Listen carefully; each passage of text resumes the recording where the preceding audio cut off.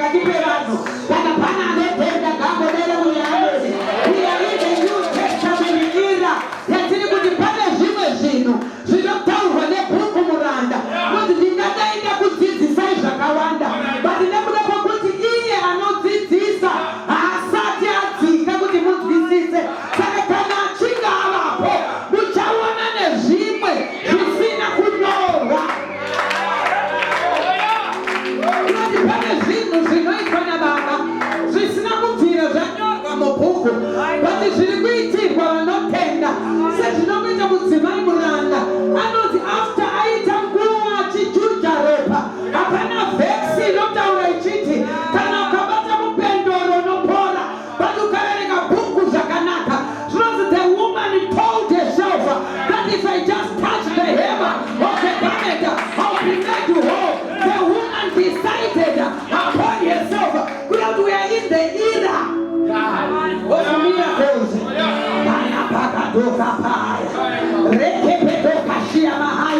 We are in the era of the New Testament. Yezvimwe zvisina kunyorwa. Zvakanga zingati zvinge zita ndimai Rosemary Magara. Mudzimai wemurume umwe chete baba Magara. Sungai muranda. Pamwe chete naKrista Mushina Mutema Size. Toda kutenda Mwari sister uya na mama Bishop zvakare. Mama Madamai. Takatoda iso toda kutenda Mwari kuti ndotoona kuzoza chingari chinoenda nezvei you're still very more important to church. But what I do in life does not matter. What matters most is I'm a woman who is called by God to make the manifestation of God in the nation. Hallelujah. So I want to thank God for taking Cape Town for Jesus. I think I'm sure hallelujah. Munhararame nechingwa benze. Tadya chikafu dungu raguta. But handizvo zvinoraramisa munhu. But asine kuda kweshoko rimwe nerimwe rinobva mumuromo mababa. So we want to hear the mindset of God upon this Easter mukati memandewano. Hallelujah. Saka ndabvisa kwazvo kuverenga ndichibvunza kuti Mwari munodei. The book of John chapter 20. John chapter 20 verse 11 to 15. The book of John chapter 20 verse 11 to 15. Luke chapter 24 verse 36. Luke 24 verse 36. Romans chapter 10 verse 18. The book of John chapter 20 verse 11 to 15. Luke chapter 24 verse 36. Romans chapter 10 verse 18. Hallelujah. John chapter 20 verse 11 to 15. Luke chapter 24 verse 36. Romans chapter 10 verse 18. Hallelujah. Glory be to Jesus.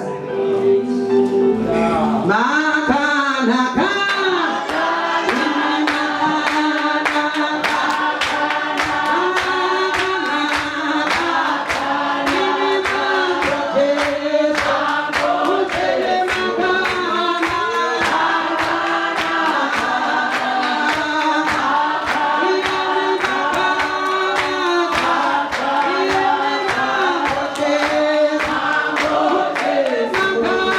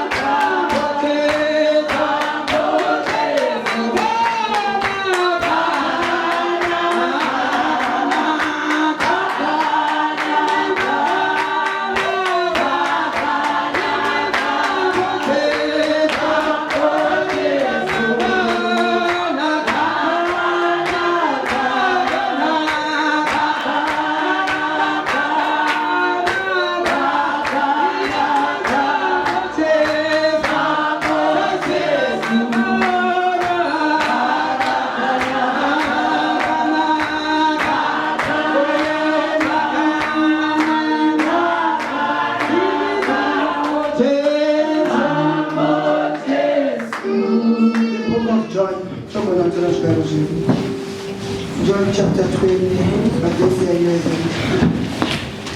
but Mary stood outside the tomb crying. As she wept, she bent over to look onto the land and saw two angels in white seated where Jesus' body had been, one at the head and the other at the foot. They asked the woman, "Why are you crying?" "They have taken my Lord away," she said. "I don't know where they've put him." At this she turned around and saw Jesus standing there, but she did not realize that it was Jesus. "Woman," he said, "why are you crying? Who is it you are looking for?" Thinking he was a gardener, she said, "Sir, if you have carried him away, tell me where you have put him, and I will get him." Luke chapter 24, verse 36. While they were still talking about this, Jesus himself stood among them and said to them, "Peace be with you." Romans chapter 10, verse 18. Everyone who calls on the name of the Lord will be saved. Shobora Mwari, kuvana vaMwari, munguva yaMwari, vanotenda tinoti amen. Vanogara uyai munamati.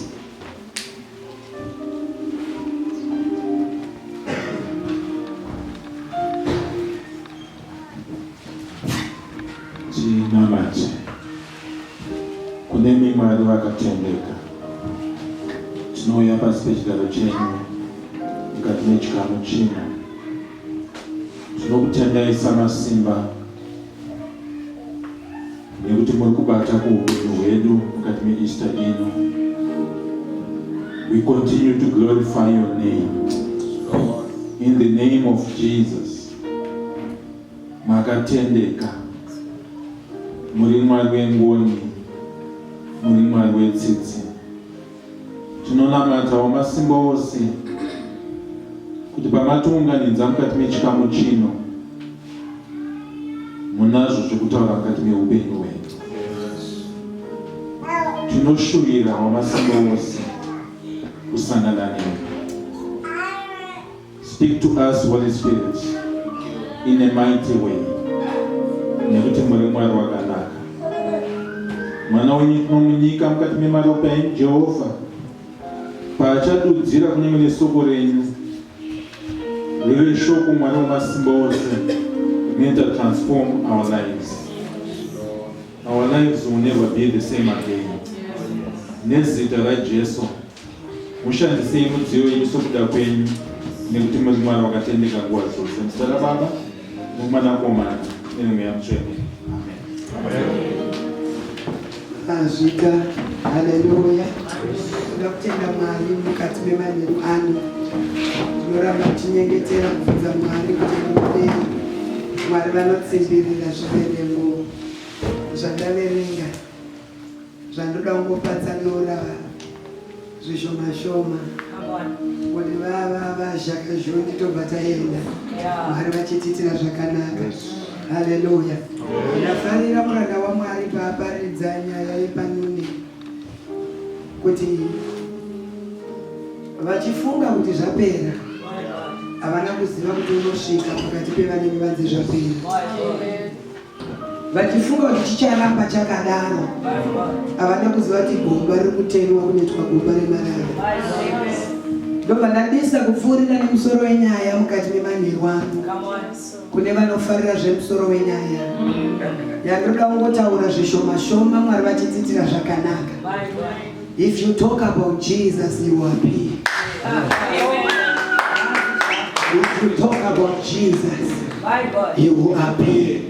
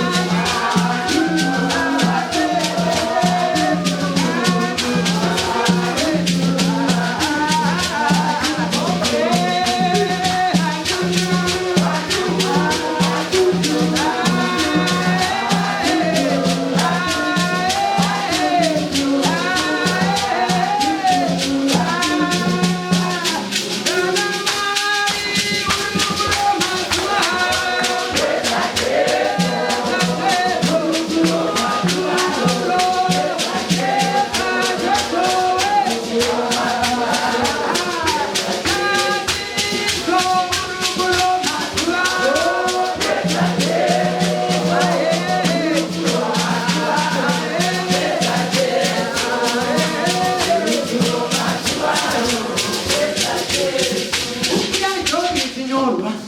Inotanga ichini pakutanga pafichikale. Pakanga pane izvi. Izvi yakanga ana Mwari. Izvi ndiye Mwari. Hallelujah. Saka Job chandinomufarira ndechekuti chaanotanga unotanga riri bhuku. Kuti pasina izvi hapana chiripo. Pakutanga kubhuku yaGenesis. Zvinonzi the spirit of the Lord was hovering upon the earth without void and without form. But mwanobva vaona kuti hazvisipo izvi zvikuti zvagare zvakadai. Ndobva vanoti aiwa kauya tigadzire. Let there be day and let there be night. Ndobva vanoinzwisisa nyaya iyi kuti hatigone kutaura nezveizvi pasina Mwari. Ndobva vanoinzwisisa nyaya iyi kuti it's just a forerunner in the ministry. Ndobva vanoinzwisisa nyaya iyi kuti is ready kupereka musoro. Ari ready kucheka musoro. Saka ndopatinonzwa nenda verenga kubhuku yaJohn. Obva wanzwa patiri kunzwa nezuro mushure mekunge paitwa the access yekuti tigone kupinda mu the holy of holies. Vanhu vanozorora but vanomuda Jesu vanonetsekana. Kereke inogona kuzorora nekuti vanenge vachiti zvavharana. But kune rumwe rutivi runoziva zvinowanikwa mukunamata iye mashinda. Saka parinonzwa kunzi wafa rinoteera nekubwiro robva rati zviri nani kuti titange tamuona nekuti vamwe vedu kana chikoro hatina. Chatingori nacho ndiJesu chete. Vamwe vedu kana chizinana hatina. Chatingori nacho ndiJesu chete. Saka ndopanosimuka mudzimai anonzi Mary wakananga kuTombstone kuti tinoona kuti aiswepi Mesaya. Vati vari munzira pane imwe version vanotanga kukungutaurirana kuti kozva takuenda achatonibvisira bwiro ndiani. Nekuti patiri kuzvitarisa tiri madzimai when it comes to strength hatina simba. Pamusoro pezvo pane vakagada vasingatitendere kuona paari. But ndinodisa dhastanza inotorwa nemadzimai represents the church of God. Kuti pari kusimuka kereke iri kuti hatigone kuramba takagara takazvinzwa kuti Mesaya anotaura kuti muzuva rechitatu ndinomuka. Saka hatigone kuramba takagara hata tinorindira paari.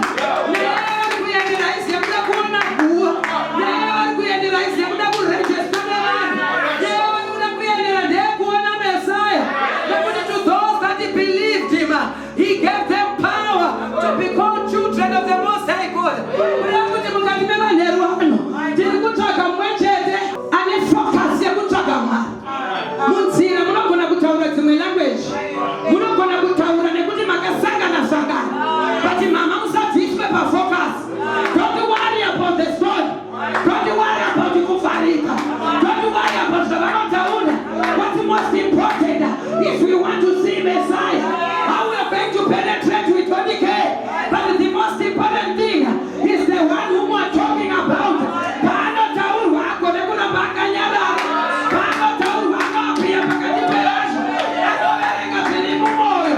Ndosaka bhuku ichitaura ichiti I pray that the eyes of your heart may be enlightened.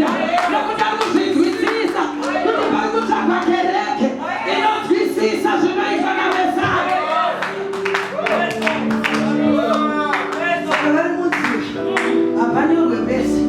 Mujeni yerudawiri kune zvimwe zvisina kururama zvekuti ukafamba nazvo zvinokutadza kusvika kudestiny. But Mwari ngavakupe maziso anoona. Mujeni yechinamato mukati meIsra ino tiimbe kumujuru. Mbwende ngadzisara vasina focus ngavasara. Tiri kutsvaga vashoma vanoti tinoda kuona Mesaya. Tiri kutsvaga vashoma vanoti takazvinzwa kuti kunyange akafa haramba akarara. Tiri kutsvaga vashoma varida kuenda kunoratidza vazhinji kuti yamunofunga kuti yakapera haina kupera. Tiri kutsvaga vashoma vanoti vakazvinzwa kuti zvakadzadirowe akagari mashoko anatete kuti titenderei tiende werubare.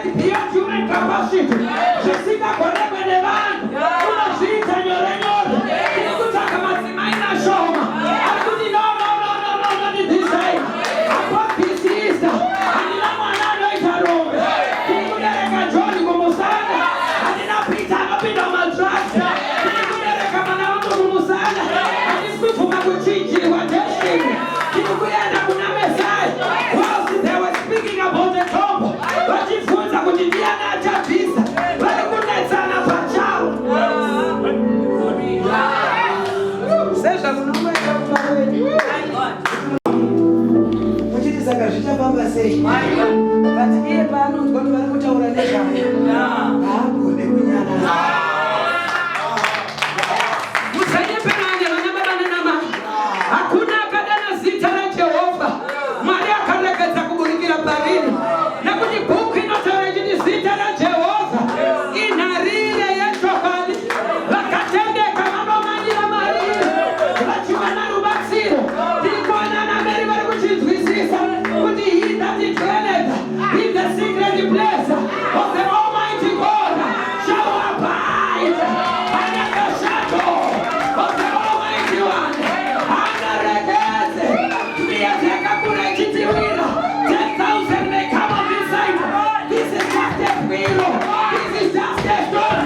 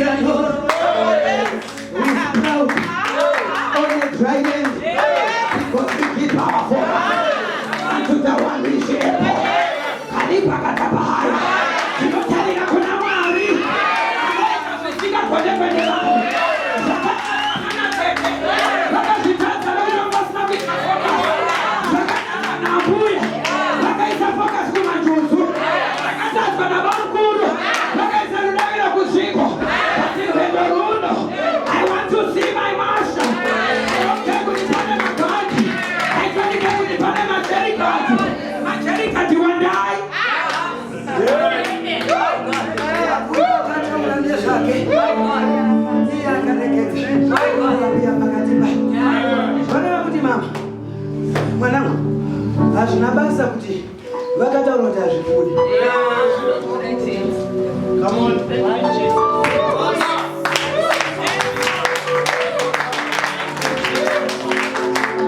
Hazvina basa kuti vakataura kuti hauya munhu. Come on. Vamutsvaga mbori nespirit fanenge yamere. Inotaura kuti zvokuti pane bwino, zvokuti pane masecha. Isusu ndisana Doubting Thomas. Tinototenda taona tapinda mukati vakataura kuti hachichate, vakataura kuti hachirove, vakataura kuti hazvibude. Titenderai tione Meshaya. Kunyange wakafa ndiye Mwari wedu. Ndinopambadze zvakanaka. Kunyange mamuviga, he doesn't change his master. Nekuti bhuku inonitaura ichiti, and therefore God exalted him and gave him a name. Unagona kufunga kuti zvapera nekuti ambuya wako wakafa zvikapera zvakadaro. Tete wako wakafa havana kumbobvira vamuka, asi mbuya wako havana kumbokwira ndege. Saka unofunga kuti hadzikwirike. Chimbuya chekumusha kwanga chinomboenda stage. Saka unofunga kuti hadzitengeke. Tetefa iseraya kunyange ari mupwiro tinoda kumuona nekuti ndewedu. Kuina tine muimbi watinoimba Jesu ndiye wangu, ndiye Mesia, Mwari Petro, hazina basa, kangu akafa.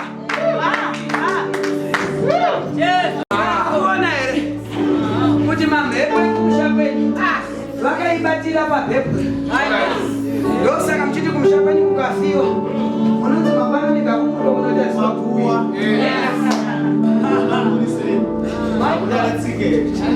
But mesi makamukira muridana. Imakatombo kumukira msaida musiyazi. Ekuti wakatonzi ndimaini nevasara.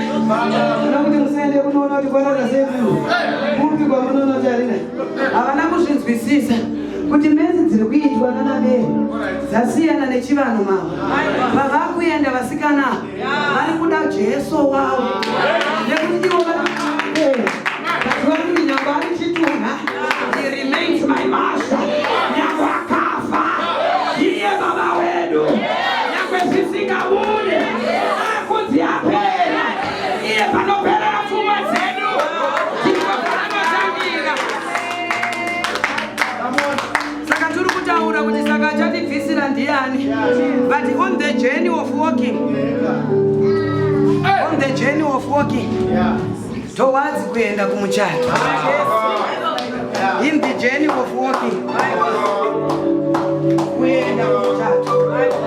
Vari mujourney yekufamba. Kunoita maobstacles. Ekuti kune vachindi vanenge vakamirira. Vakabhadharwa kubhadhara. Nekuti zvaizikanwa kuti uchamuka. Saka vakati kuti tiinyararidze. Uyai titsvake vanogarapo. Tobva taisa zidombo. Rinotoda manpower yakawanda. Rinotoda zikraini kuti risimuke. But on our journey to victory, we understand that when we speak about him, varikubvunzana kuti huri kunodza sei? Ikazi vakazvipa here? Vakatora mesha yavo. Vakamuisa mubwiro.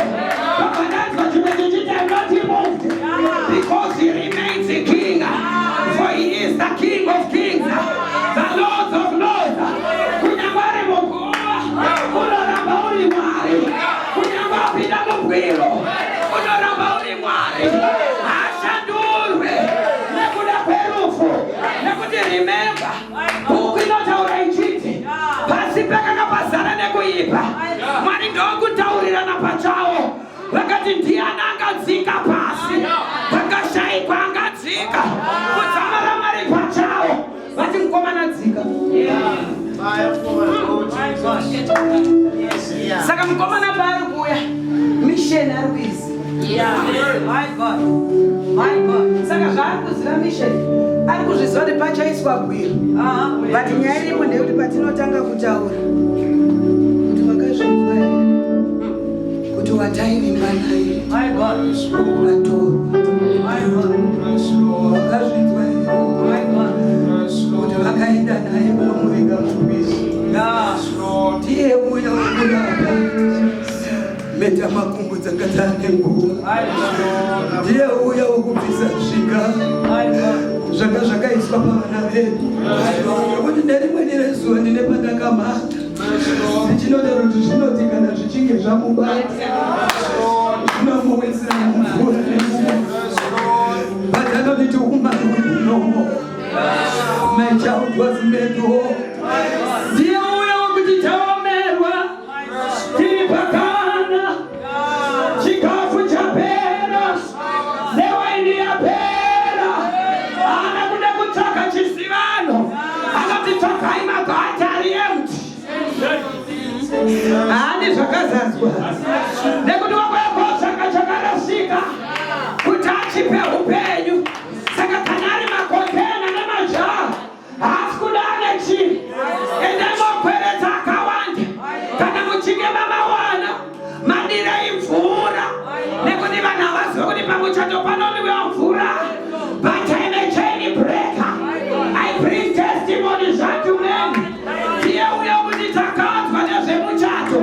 Kuti waini yekwa yaitapira. Mvura yekutanga yavakanga vatanga kunwa. Vamutora Meseya. Ndakauya ndiye. Urukuro dzavaita. Zvaiva dzekutaura kuti dai pasina Josefa weRamatira. Vaida kumuurasika kusiriku. But kune munhu mumwe chete wakanzwa ngoni. Vakanomisa mubwiro. But vomisa mubwiro rakavharwa. Kune vanhu vakaisirwa mabwiro nevanhu kuti vasaone ari mukati. Kune vanhu vakaisirwa mabwiro pane magate keepers. Tinobva mafamilies ane magatekeepers anoti hazvibude kana inini dhete ndisati ndasvika. Tinobva mudzimhuri dzine kana makereke ane magatekeepers anoti itai yamuri kuita bati kukusvika kwamusvike. Tinobva kune vanhu vakaisirwa tambo dzelimitation zvekuti munotenderwa kumutsvaga but hamumuone. Vane ndinodisa zvinoitwa naJesu. Paanotaurwa anonzwa nekuti meso ake ari kwese kwese, nekuti zvisikwa zvine meso kwese kwese zvinomurupidza zvichiti muzvere, nekuti yavakava ndinotarira navatumwa vanomurindira panguva dzekuvanikidzika. So when our heart is overwhelmed, the Lord is leading us to the rock that is higher than us.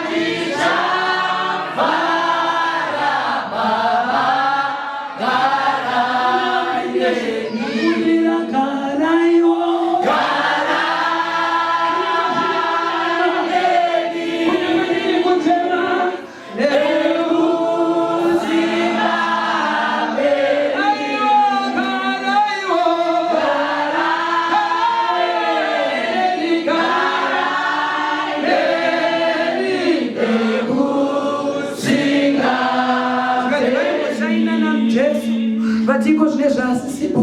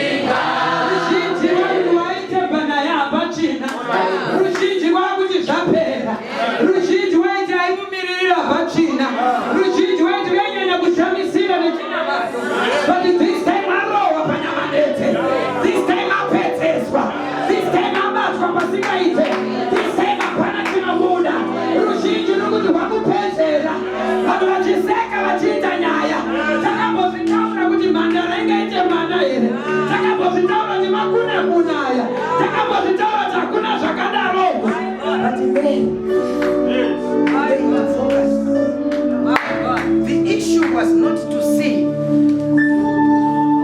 My God. The issue was not to put our only tongue. My God. The issue was to see Messiah. My God. My dimensions are going to make. You know what? He's the King of Kings. He remains the Lord of Lords. Second, he connected this sinner. Second, ndinoda kumuona, ndinoda kusangana naye. Kunyangari mupiro, ndiye wandinoziva. Majuzi anopinda, but uyu ndinotera.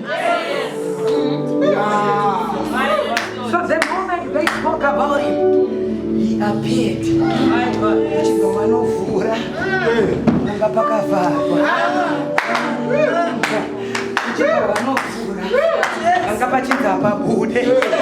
Uchibva wanovhura anga pakavharwa. Because from a distance they saw the door open. Okay, is that you had open it? Come on. So that the King of Glory may enter. Who is the King of Glory? The mighty warrior, great in our battle. Second God of who? Never the Pisare Manoda. Do not to me about two. Pounding the Wasika Pampu. Yakutaki wapachimona usu. Nyama taura merinda hindu. Issue yako ndiye kutaka kufurira domo ndia. But chandira kuna nje kuti domo asana kukutatsa kuona mwa. Yes. Bale safana kukutatsa kuona mwa. Kushaya basa kufana kukutatsa kuona mwa. Kushaya mara kufana kukutatsa kuona mwa. Kuvengwa mupenya kufana kukutatsa kuona mwa. These are just obstacles. But those that trust in the Lord, those that trust in the Lord are like a mountain shield. I have engraved your name in the palm of my hand.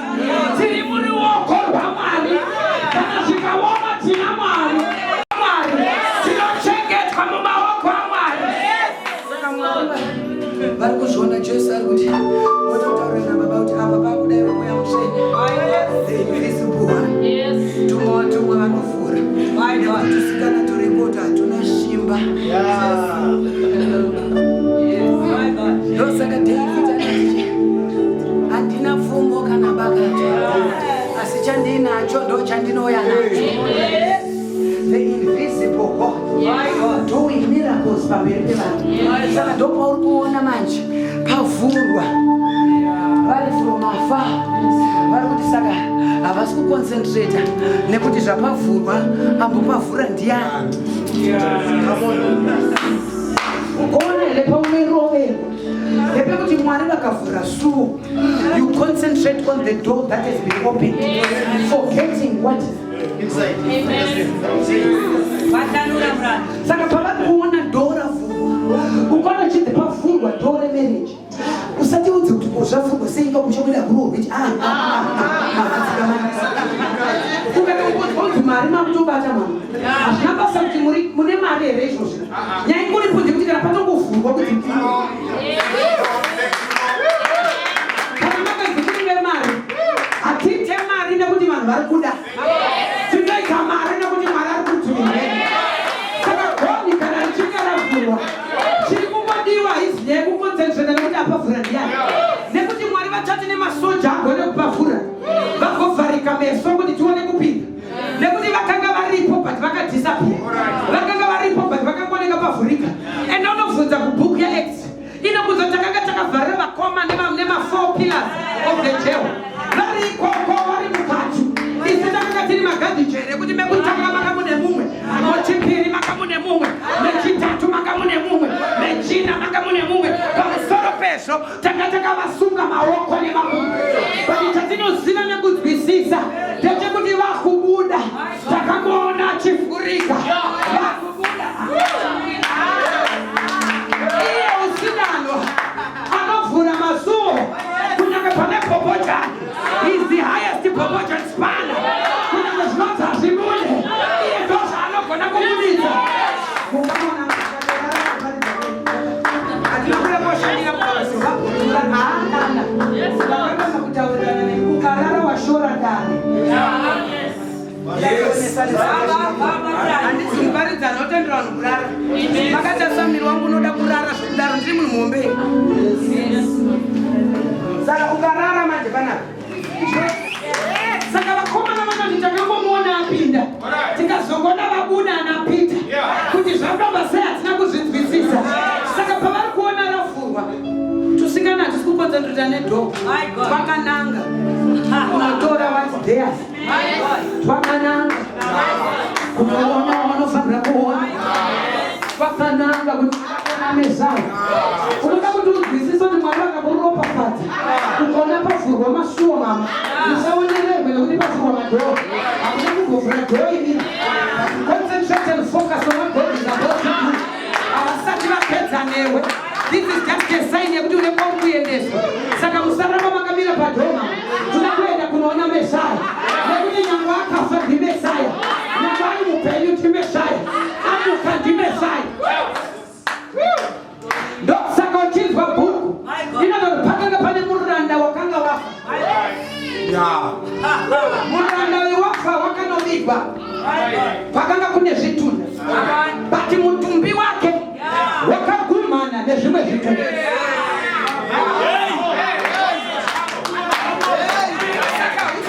zvakanaka muranda wakanga watofa but wakavigwa but mutumbi wakanosangana nechimwe chituna icho chiri chituna tukosi dzagumana munogumana munonzwa kuti chagumwa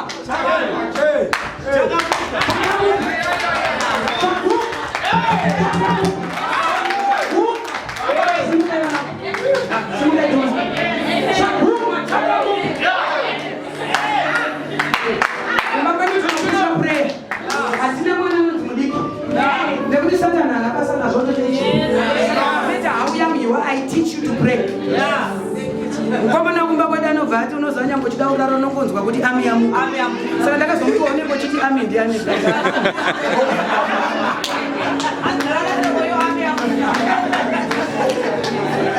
Saka unengo sina option. Ami yakurowa hauna option. Ami ndi yamu. Saka ndakambozvinzwisa kuti kakatrena kachiri kadiki. Tikavajaidza kuti vanorara kuona kuti ndo machechi ari kugadzirwa. Vanhu vemabhatyi nemainfoma ekuti anotensa prayer. Patime anoatenda but anorara. Ndosaka una mukadzi mukuru nemurume mukuru anorara patime yakadai so. Indinga ndinenge ndine chivoice chine nharo wani. Zvakuita kuti hey unomuka je.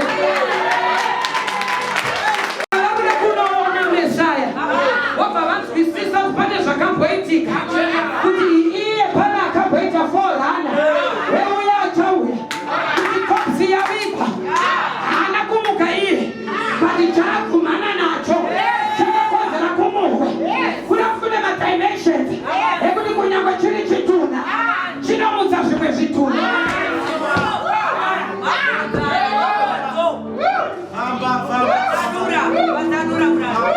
Saka Mary ari kupinda paari kupinda kudeso ndo paunonzwa kuti kwakanga kune vatumwa vakapfeka zvichena mumwe akamira nechepa mumwe akamira nechepa mumwe kumusoro mumwe kumakutu vasikana pavari kutarira vari kuvhurwa meso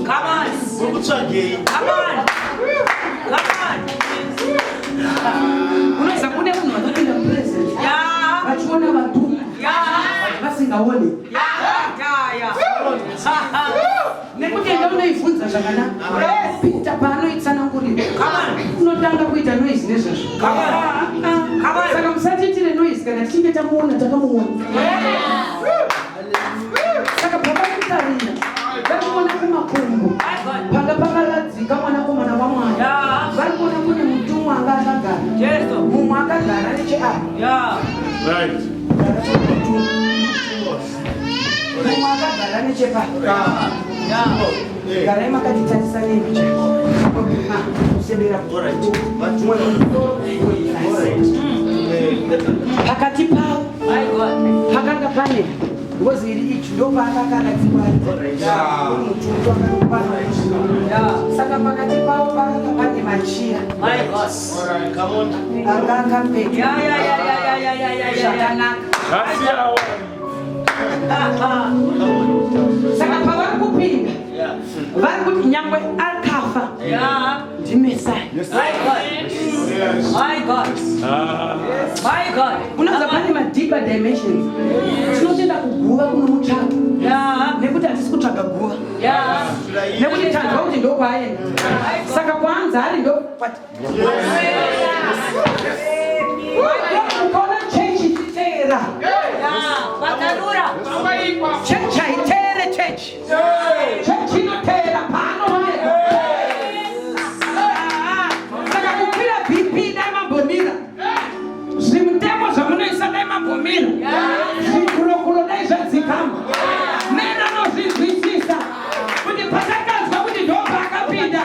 Kopatiri kuda kuona. Saka musavharira kuona Jesu. Rasiye vamona. Musavapindurira. Iye anonzwa ende anogona kupindura. Musadudze kuti hazvirapike. Ibhonyarara ishata kudevil and your agencies. Whose report shall we believe? We believe in the report of our Master Jesus. But I love the stance of this woman. But you know, this I don't understand that they are fellow servants.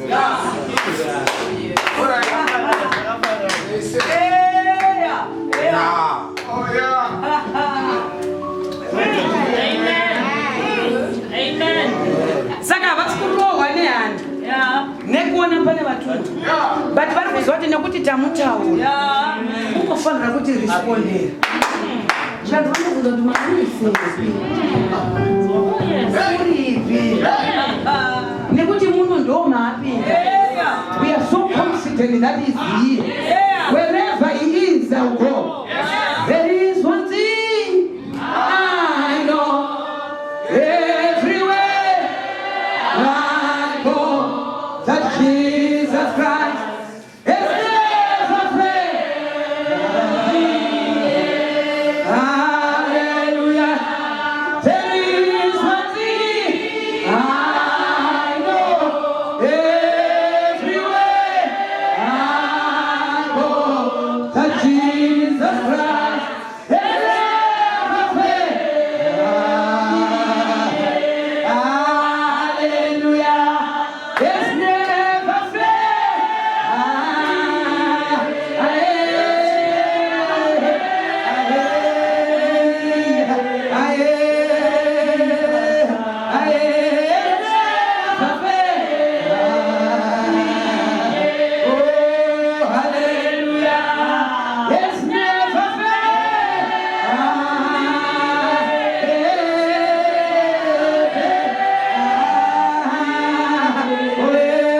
Jesus Christ, it's never failed.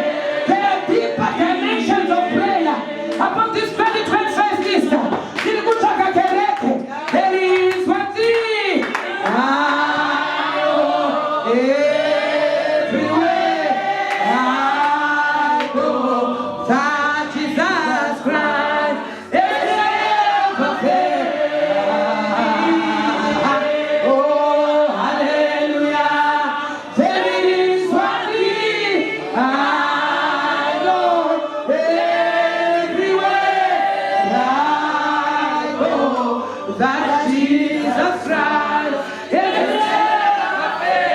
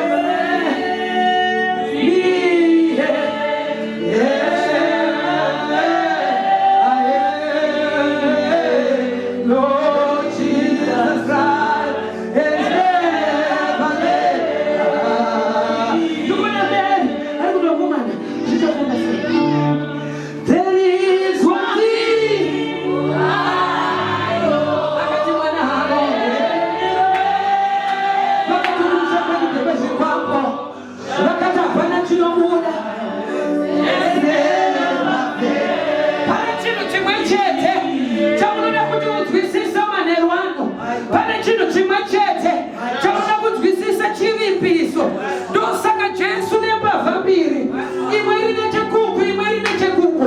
Inoti Ishe wangu unazondirangarirawo kana muchinge mava muparadiso vakapindira vachiti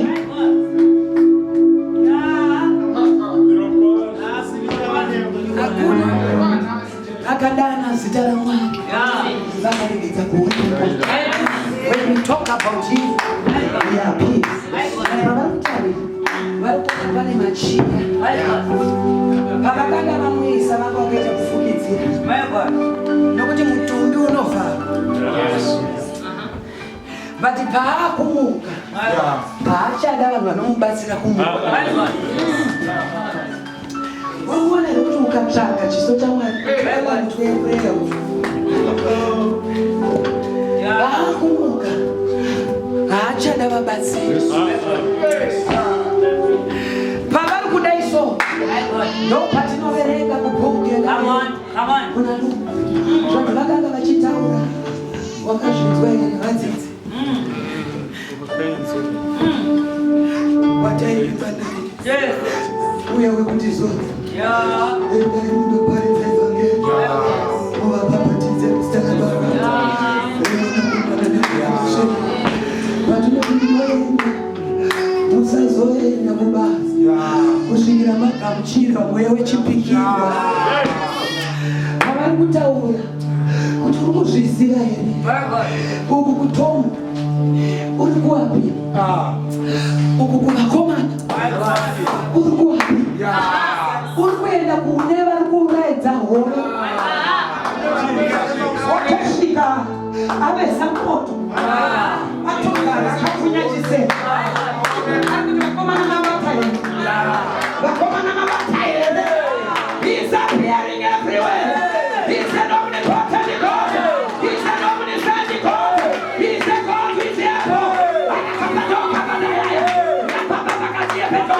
Kunakatika muneza takawanda anotipa, kunakatika mudaura takawanda anoapia kwatiri, uchinowala uchitaura zita lake, uchichema achinarata, uchifala achiwezera mufaro ukukukuwa wanazami kone kuna matakanyarara. Vakomana mune mabata here, mune mabata here vakomana. Azvona twakomana twatwapedza maneti yakuti kwaingwa ndapedza machira wanu kwaye maneti yamakupedza yaipiko. Taurai nezvezita rangu muone kuti handiyapi here. Ndiri kutsvaka kereke inofunya chisero mangwanani ano inoti handina mwana anoita rope choni ndinokurovadzera paalitari. Handina mereji inotorwa ndinoisa pamberi pechigaro chaMwari. Handina mavhiza anoramba kubuda ndinodana zita raJehovha.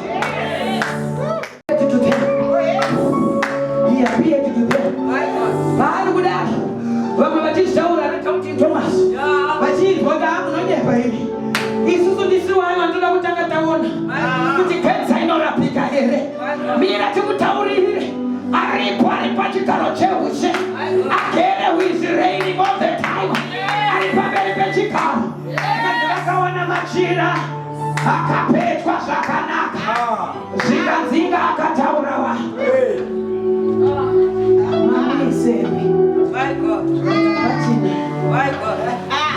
haana kwaanoiswa nekuti anogara Mwari. Haanongedzeke mukabati yemushango ndosaka tonoti kana vada kuropafadza anoropafadza vana agare kumushango edu chete. Kana mushango enyu antu anosvika pabhishopu anogara kwaada kune vanotaura nezita rake anogara kwaada. This place is not a party. Vabata here vanosvika atozera moto vatinoda kuti uibate kuti vanozo chimaster chigemu atodisappear. Vatiri kutsvaga dimension vakakani kuti Mwari handiri kuita kudzidza akapata wekuti ndichikuonai kuti muri kufamba neni ndozopfatika kuti anga ari pano kaipakapalota rekepetokaba diitei chidzimai chinoti chikakuonai hachisiye. Diitei chidzimai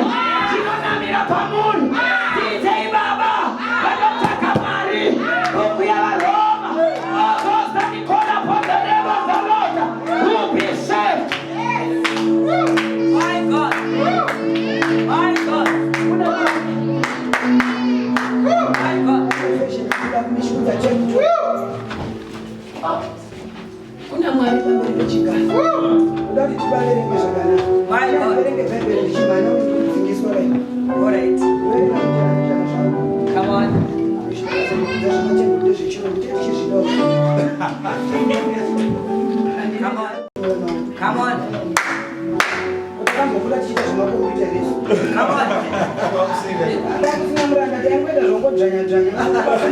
Ndakatsirwa nababa nevanhu. Ndakambobvira ndamaita. But mweya kutono chakanakira ndikaverenga bhebhura ndonzwa. Ndikagonoita dofo kune zvimwe. Woman, they've taken my Lord away.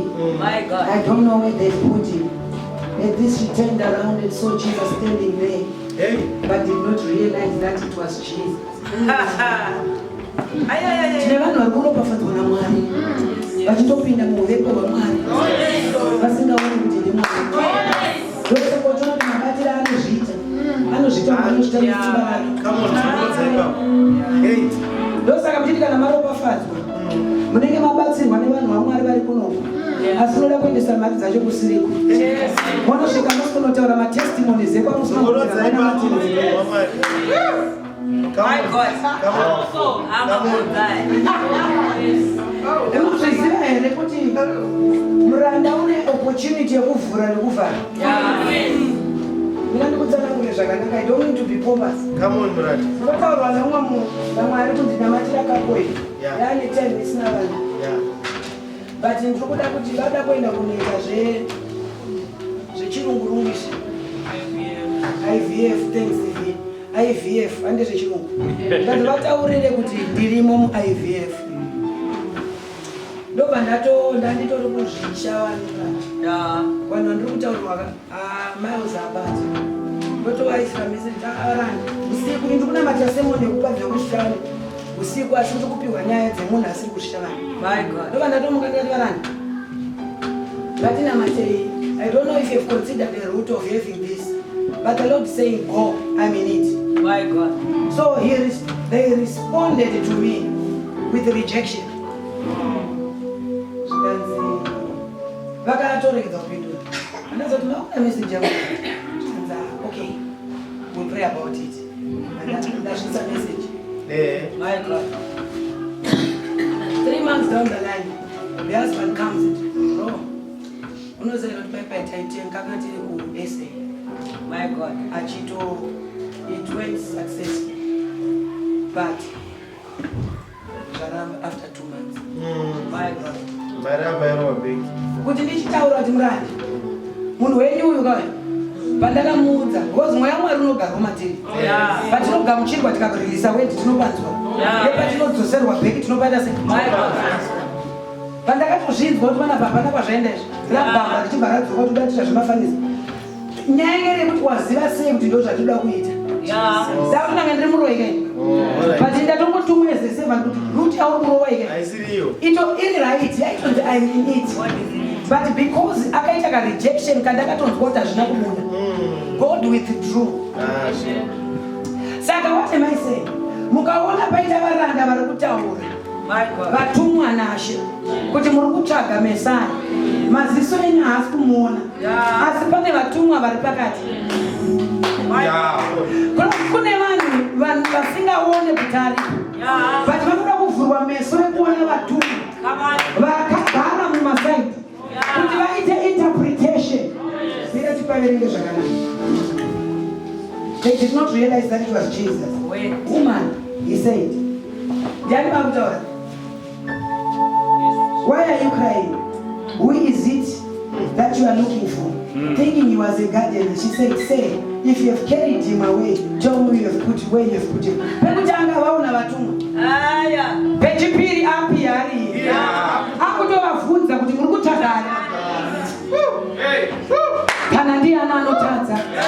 Tine zamurereri kuna Baba Jesu Kristu mudikani. Ndorasira mutoro kwaari. Ochimuudza chii chamuri kutsvaka Baba? But ndikuona kuti Mary yaari kuda kuona Jesu. But wapinda uchida kuona Jesu. Iwewe mindset yako uri kuti nyangwe akafa ndiye watiri kuziva. But Jesu atomuka asisina kufa. Watekula resurrection power.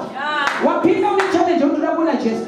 But une ka religion kaunoziva kuti ano operate like this. Ashadiwa mamela hivi manje. No operator with the reasoning. But the moment ikawanza reasoning manje Holy Spirit anotama. Because mweya mchena hatodi reasoning. Ukaiwanza zvitoshanda. Saka unaona vane kaka kakujaira. But vakupindurwa na iye pachake. Vakuti anori kuchemera. Vakuti kungodikate. Mwari agare kumusha kwako ha. Tina Mwari ari pakati pedu mukati memanherwana. Vekuti paari kutagwa ari kudanidzira. Ari kuti chiko chauri kuchemera. Nekuti chawaurira pano wauya uchitsvaga ini. Pati pamusoro pekutsvaga ini une nyaya dzauri kuchemera dzandinoda kugadzirisa. Mumanherwana ndatuma kune umwe chete. Ane nyaya ari kuchemera paista ino. Inoda kugadziriswa nababa pamene pechigaro. Mumanherwana ndiri kutsvaga varume vanoita semadisciples. Vanoti vari pakati pekutaura. Vanoti vachinzwa vachikurukura nezvake. Iye anoapiya pakati pavo. Obvati rugare garuve pakati penyu.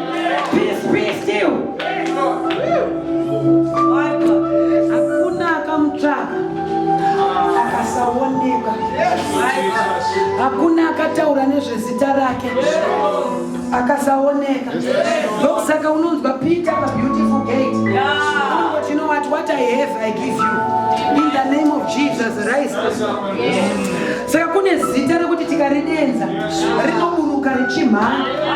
Rakananga kwachiri, rakananga kwamutomo, rakananga kwambuya, rakananga kumwana kunyora gore rino, rakananga kuvhiza, rakananga kumapepa, rakananga kumaperitsi, rakananga kubhizimusi, rakananga kumariako.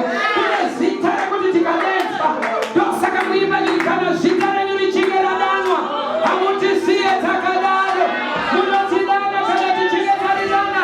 Hamutisiye wake up, stand up. Kana zita renyu richinge radanwa. Hamutisiye takadaro. Ndataura nechirungu naimba na.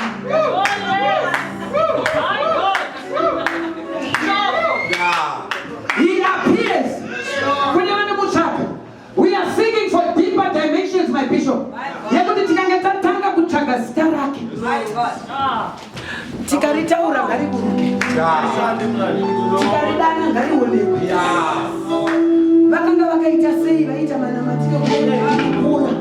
Vari nepazvo nekuti hasisipo. Obva asvika chiri rugare pano. Vakanga vakaita sei kuti ana Thomas vaiti zvazvigonekwe. But wobva vakurukura nezvazvo. Wobva wanzwa kuti anobatiswa kuzvibata. Kuti utonzwisisa kuti kune mavanga. Unotoda V11. Tinavo vatendi vari muno vanoti ndinotoda maV11. Thomas akasangana naye. Iwewe unotoda maV11 nekuti ndibvunza kuti zvinoitika zvinogoneka here. He's still able to do much more. Exceedingly, abundantly, than what we might be thinking or imagine. He's seated on the throne. We want to pray. My God. I'm looking for a Mary. My God. Ndakanga ndikuti hazvina basa kuti Mary hauna kuona Jesu. My God. But chiri important ndechekuti kune vatumwa My God. vakuvhura vakakupa liwe yekuti upinde. My God. Mukupinda kune kwauda kuendeswa naMwari. Kuda kuti mukati memangwanani hano ndatuma kunotsvaga vashoma vari kuita persist with the word of God. Ndosaka bhuku ichiti seek ye first the kingdom of God and his righteousness, and all other things will be added unto you. But tane vanhu vanoda ma-other things first before righteousness. But Mary ari kuti, you know what? All I want to see is Messiah. Chandiri kuda ndechekuona Mwari. Chandiri kuda ndechekuti mwana wangu aite zvakanaka. Chandiri kuda ndechekuramba ndakatarira. Nekuti kune mudzimai wakabhenge waona Jesu. Jesu muti aiwa atipe chingwa chevana. Kuibva. Saka iwe unochema kutukwa muchechi uye akatotukwa naJesu pafeya. Kutsinyirwa kudhuribwa. Baba vakararama madays aJesu muchechi mungada musanamata. Because Peter ari friend yaJesu pane panonzi get away.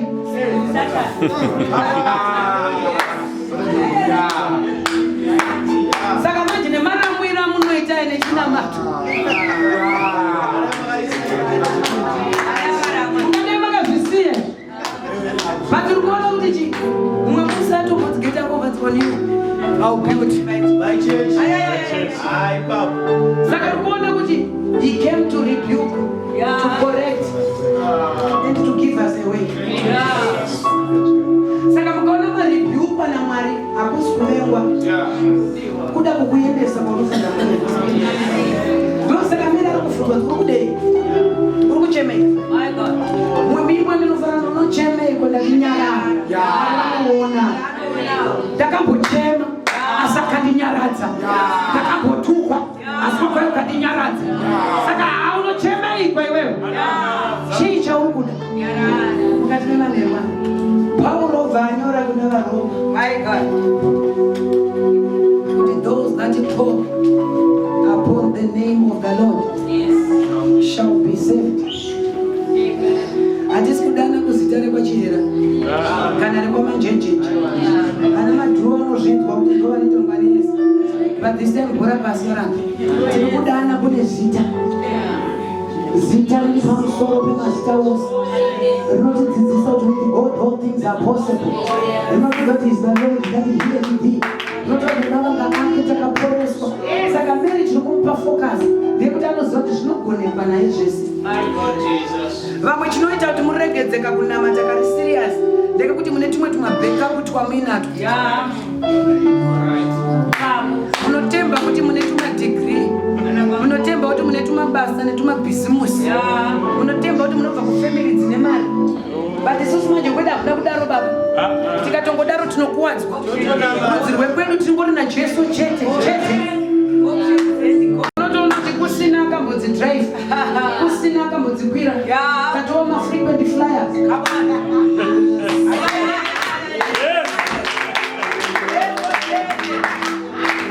mari yedu murani inogona kutirambira kukwira ndege but yezita rajesu manje become frequent flyers ndosaka uri kuona kuti tarambirwa kunzi tiuye kwataidiwa ikoko kwazvekwa zvimutere mwari nekuti vakaona assignment mucape town havaregedze kuzadza assignment yavo nekuti kune vanhu tyai mwari kana muchirwisa vanhu vamwara vamwe vacho musarwisane navo hamuna zera navo vanogona kunge vari vadiki pamakore but pavakagashidzwa namwari pakasiyana saka mwari kana vakaona assignment mucape town chimira nekuratidza kuti mwari unoita zvinhu ndopaunoona kuti isu tarambwa kwedu kwatakajaira todedzwa nevamachira matsvuku touya torohwa pano kupapa wobvati magara tisakudapedza nevecape town tiri kubuda zvakare muna main tine crusade yandaronga muna main nekuti has got an assignment for Cape Town that is the grace that has blessed your life.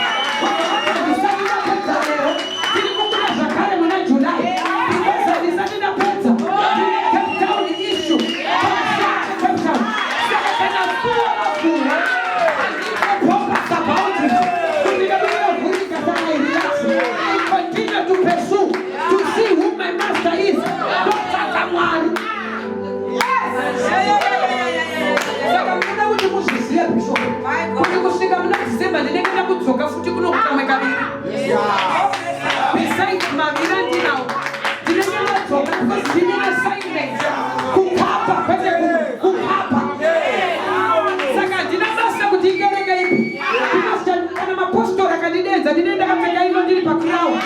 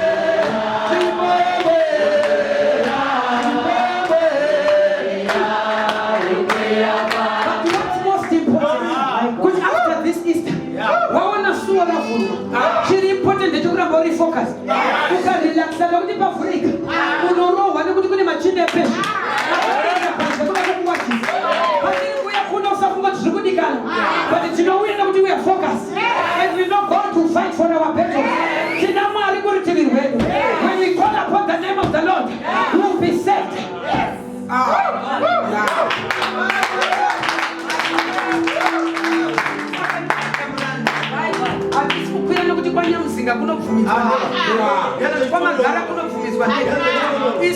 tinokwira zvechitoro takatakura nyasha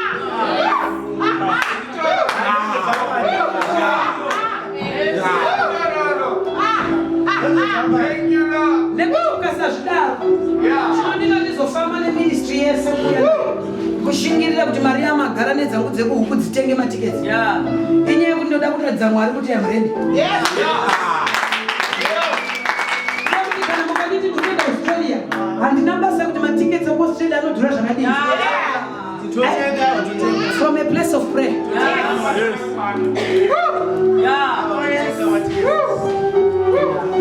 Saka nyangwe patiri kudzoka tinodzoka tiri full time. Task force. Nekuti kana pavhurwa zviwo we want to focus on him. We want to serve him. We want to see more of him.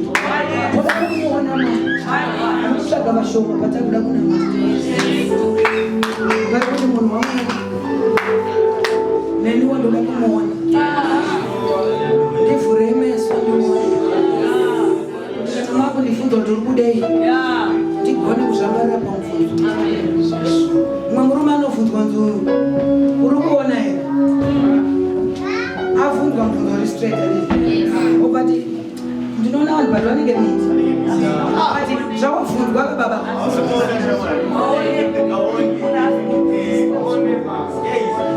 wazonzwa kuti vanhu vakatange miti iwo usinambozvawaona muti unoziva sei. Kune vakristu kuti breakthrough inenge yatouya atoratidzwa kuona but ane zvaanoda kuona iye unoziva miti sei kweyo vanhu vakazongoitonge waziva sei but nokuti is the merciful God anokubata zvakare kudzamarapo. Tikataura nezvake ngaakurukire kuvana vako, tikataura nezvake pano ngaakurukire kubasa rako. Hazvina basa kuti unoita basa rekutsvaira mudzimba, hazvina basa unoita basa rekunowacha, hazvina basa unoita basa rakazvidzika. Listen to me, I've been a hairdresser for the past 20 years, but basa rangu amagara can testify. Ndaenda kuinyanga inini kunorara mhotera nekuruka musoro. Kwete kurara ndega mhotera, ndaiti ndinofamba nababa. Tinopinda muinyanga muTrotberg kugadzira vanhu vemuchana, ivo vachifara isitiri mhotera. Ndapedza kugadzira musoro mondibhukira tukatova neholiday nababa. Hakuna basa rinonzi rakazvidzika. Kana nyasha dzasvika from a garden boy unokwira ndege neugarden boy, from being a maid unosimudzwa naMwari. Ndinondobvunza kamusikana kakuti dai kuri kwedu, dai kuri kwedu. Saka ndinopedza ngokuudza kuti kune pamwe pauri kuita sekuti maybe the Lord has undermined me. No, my dear daughter. God has got plans for you. Plans not to harm you, but to give you future growth. Kutendeka pamberi paMwari kunounza zvizhinji. Mera akatendeka mukuramba ari focused. Kushamara Mwari vakafudza kuti kudei. Mumashiro anochicha uri kuda. Kana tichinge tataura nezvake anosamwa kuonekwa. He appeared to Thomas. He appeared to the disciples. He appeared. Vaita give up. Vaenda kumambure. Vapeta manesi kuti hapana chabatika. Va discouraged. He appeared and gave life back to them. He appeared and enda ku the other side. Kune zvinobatika. Pampacho ngakuti put your nets deeper. He appeared to them. Chii chasingagoni kuapira kwauri kana uchinge wadana zita rake. Chiko chasingagoni kuapira kwauri kana uchinge wadana zita rake. Pauro akati kana Jehovha uri kurutivi rwedu, ndiani akaridza? Kupetwa kwemachira. Kupetwa kwemachira kuri kupa saini kuti mungazosara muchifunga kuti chakafukidzirwa chiri. Endai mundovaudza kuti hashimo. Waendepi? Waburukira kwedu. Waendepi? Waburukira kune vanorwadziwa. Waendepi? Une hanya neupenyu hwedu. Waendepi? Aripo anozvigona muwanero wake. Waendepi? Unonyararidza vari kuchema. Waendepi kune vari kutsvaga mbereko. Waendepi kune vari kurwarirwa. Uri pakati pedu mukati memangwanani avo. We want to pray. My God. Therefore, come boldly on the throne of grace, so that you might obtain mercy and favor in the time of need. Come on. But look at this. He's able to reverse kunyange zvakanzi hazvibude zvinoita. Ini ndine nhoroondo yematestimonies ezvinoitwa nemukomana unonzi Jesu. Ngokuti kana ndavimba nezvake nyange zvimwe zvikauye ndikamumatarisa nonzwa kusimba. Nekuti kana vachigona kuti munhu apiwa a letter yakunzi you have been dismissed from work in HR, basa rapera. Ouya achichema muranda basa rapera ndoti uyatipinde muprayer. Kwete ari padhuze nenokudai. Wekuti ari kuUK tobata prayer torowa prayer pafoni. Yandiri kunamatira munhu ari kuchema. Ndichipedza kuchema ndotuke kuchema kwako kwakwana. Chisiya Mwari vatauri. Pasina mazuva let's say a space of 3 days. Unodzoka chiti muranda. They have reversed the letter. They said we want you back. I don't speak about God when Bible is changed. Ndinotaura nobuda. Achapira pakati pevanhu. Kana munhu akanga ane bhani apiwa a 10-year ban not to enter in the UK. Tobva tanamata. Obva adzokera kuvisa. System kana une bhani inokudza kuti haugone kupinda. But kobva kwadzoka kune visa. Anogona kuramba kuita edu. Nekuti ndine pandakangonzwisa kuti Mwari kana mukanditadza kuenda kuUK, mune chimwe chikamu cheUK chamuda kutonga revive uchinazva kuti magara ane revive kuno chinokwira ndege kuuya. Ende takazvisembula tikazvona zvichiuya. Nekuti patakaita not compromise conference, takaona mumwe mudzimai achiti ndabva kuUK ndafambira conference. Tichipedza conference achipira kuona bishop achipira kudzokera. Saka zvoreva kuti Mwari unoisa nyasha dzekuti kana tikazva kuti kune vanhu vokukapa kana muSouth Africa, nekuti South Africa yakamirirwa zvakare. Kukwira ndege kuti ndiri kuenda Jesu achiri pabasa hangu. I'm not here to market myself. I'm here to market the name of Jesus. That is still doing things in the but tapedza zvese, all credit goes to him. We want to pray. My God. Ndikutsvaga kuti amurande. My God. Ndine chimwe chandinacho. My God. Ndinongomuonawo. Ndikamutauro zita rake. Ndakasiya kamwana kakasitika. Izvozvizvi ndanzwa ndikutozviziva kuti ari kuda nomwe musikana. Hapana chinhu chinorwadza kuti wakabereka mwana wako. Unoda kwezi ganvoska rinonzi wakaipa. Unongotora mwana wako musikana kuti adane nomwe mwana musikana. Mukomana bado mwana mukomana. Munomubva manzi aitaurike because it's normal. The devil is a lie. The devil is a lie. Andina mwana anoita ngochana. Andiberekere kuti Satani afaro. Kuti andina mwana anopinda manjuzu. Andiberekere kuti Satani afaro. Kunyange takakomberedzwa neosheni. But we take authority with the name of Jesus. Nekuti zita raJesu riri pamusoro pemazita ose. Cancer is just a name. Fibroids are names. BPs are names. Headaches are names. Backaches are names. Kurwadza kwemakumbo mazvita. Kune zita riri pamusoro pezvirwere. That is the name of Jesus. We want you to pray. Kati vakatsvaga Kristu vakaburuka pakati pavo akatanga kuoneka. Uchiri kunzwa vanhu nekuti anovava. Muzandivhura Jesu Mwari wendinochema aiwa Mwari wedu uzakomborera vakwe eliwo muzandivhura